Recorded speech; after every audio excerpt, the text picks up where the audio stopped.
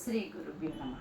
ఈరోజు పౌర్ణమి అంటే ఉగాది తర్వాత కొత్త సంవత్సరంలో వచ్చే మొదటి పౌర్ణమి నాడు ఒంటిమిట్ట దేవస్థానంలో శ్రీరామచంద్రుల వారి కళ్యాణం జరుగుతుంది.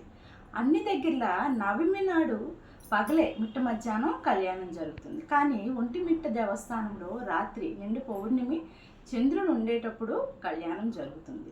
ఎందువల్ల అంటే ఒకానొక సమయంలో చంద్రుడు అడిగాడట రామచంద్రమూర్తికి, శ్రీరామచంద్ర, నీ పేరులో నా పేరు కలుపుతూ రామచంద్రుడిగా పిలువబడుతున్నావు కదా, మరి నీ కళ్యాణాన్ని నేను కూడా వీక్షించాలి కదా స్వామి, ఆ భాగ్యాన్ని నాకు ప్రసాదించు అని చెప్తారట.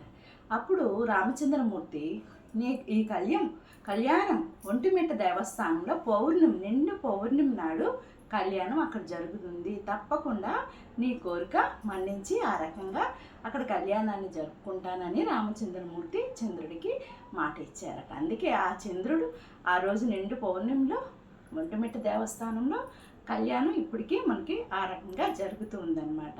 అలాగే ఇక్షాకుల వంశ తిలకమైనటువంటి రామచంద్రుడు అంటే భక్త రామదాసు సంకీర్తనలో మనకి ఇక్షాకుల తిలక ఇకనైనా దయచూడు రామచంద్ర అంటూ ఆయన కీర్తిస్తారు.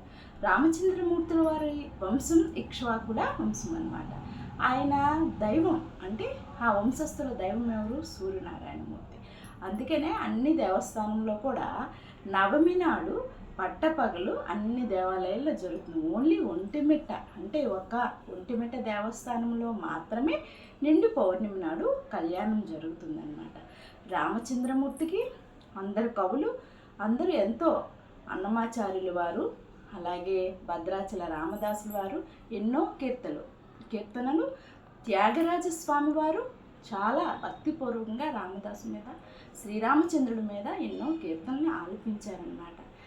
స్వామివారికి ఎంత త్యాగరాజస్వామి మహాభక్తులు అనమాట రామచంద్రమూర్తికి. త్యాగరాజస్వామి ఎన్నో చక్కని కీర్తనలు శ్రీరామచంద్రుడి మీద పండించడం జరిగిందంట. ఓం శ్రీ గురు.